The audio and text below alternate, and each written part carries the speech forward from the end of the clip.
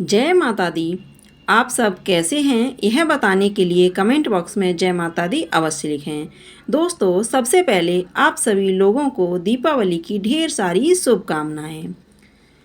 आज हम बात करेंगे कि दिवाली की पूजा जो हम करते हैं, दिवाली की पूजा के समय हमें क्या क्या सावधानी बरतनी चाहिए और दिवाली की पूजा के समय हमें कौन सी कथा पढ़नी चाहिए।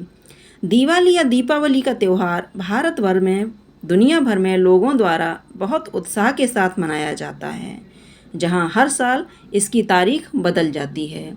वहीं दिवाली हिंदू कैलेंडर के अनुसार मनाई जाती है। दिवाली या दीपावली का त्यौहार भारत भर में बहुत ही उत्साह के साथ मनाया जाता है और इस साल दिवाली 31 अक्टूबर को मनाई जाएगी। उत्सव की शुरुआत साफ सफाई, सजावट, दीपों की रोशनी और दियों से होती है। अमावस्या की रात भगवान गणेश और देवी लक्ष्मी की नव स्थापित मूर्तियों की पूजा की जाती है, क्योंकि लक्ष्मी पूजा समृद्धि की देवी और नई शुरुआत के देवता के सम्मान में की जाती है। पंचांग के अनुसार इस साल अमावस्या तिथि 31 अक्टूबर को दोपहर 3:12 पर शुरू हो जाएगी, जो 1 नवंबर की शाम तक रहेगी।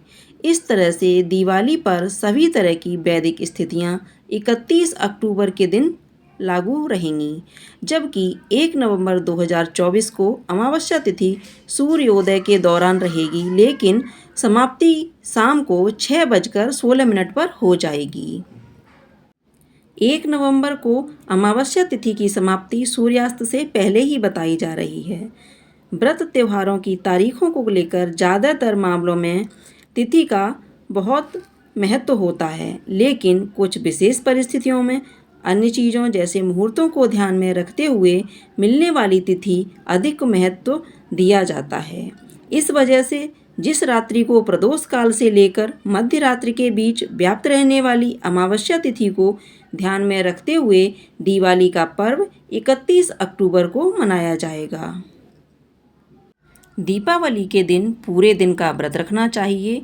उपवास या तो निर्जला या फलाहार होना चाहिए, जिसमें फलों के सेवन की अनुमति है।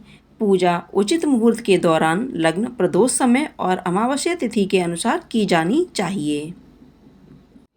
एक पूर्ण दिवाली पूजा अनुष्ठान में शामिल है आत्मशोधन या आत्मशुद्धि, संकल्प या व्रत का पालन करने और समर्पित रूप से पूजा करने का संकल्प, परिवार में शांति और समृद्धि लाने के लिए शांति पाठ मंत्र का पाठ, मंगल पाठ मंत्र का जाप, कलश स्थापना, भगवान गणेश पूजा, नवग्रह पूजा, देवी लक्ष्मी पूजा, देवी महाकाली की पूजा, भगवान कुबेर पूजा प्रार्थना के साथ दिवाली दिवस का समापन होता है। दिवाली के दिन माँ लक्ष्मी की कृपा पाने के लिए इस कथा को जरूर सुनें। आइए शुरू करते हैं। एक पौराणिक कथा के अनुसार एक गांव में साहूकार रहता था। उसकी बेटी हर दिन पीपल के पेड़ पर जल चढ़ाने के लिए जाती थी। जिस पीपल के पेड़ पर वह जल चढ़ाती थी, उस पेड़ पर माँ लक्ष्मी का वास था।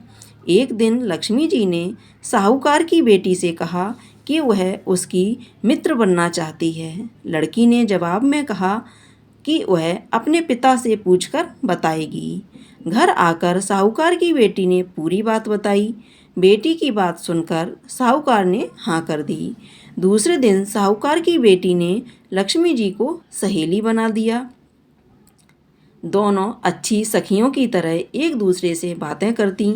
एक दिन लक्ष्मी जी साहूकार की बेटी को अपने घर ले आई। लक्ष्मी जी ने अपने घर में साहूकार की बेटी का खूब आदर किया और ढेर सारे पकवान बनाए।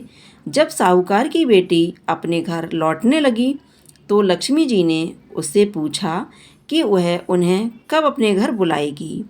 साहूकार की बेटी ने लक्ष्मी जी को अपने घर बुला लिया, लेकिन आर्थिक स्थिति ठीक न होने के कारण वह स्वागत करने में घबरा रही थी कि क्या वह अच्छे तरह से स्वागत कर पाएगी। साहूकार अपनी बेटी की मनोदशा को समझ गया उसने बेटी को समझाते हुए कहा कि वह परेशान ना हो और फौरन घर की साफ सफाई कर चौका मिट्टी से लगा दे। 4 बत्ती वाला दिया लक्ष्मी जी के नाम से जलाने के लिए भी साहूकार ने अपनी बेटी से कहा। उसी समय एक चील किसी रानी का नौलखा हार लेकर साहूकार के घर आ गया। साहूकार की बेटी ने उस हार को बेचकर भोजन की तैयारी की। थोड़ी ही देर में माँ लक्ष्मी भगवान गणेश के साथ साहूकार के घर आईं और साहूकार के स्वागत से प्रसन्न होकर उस पर अपनी कृपा बरसाई।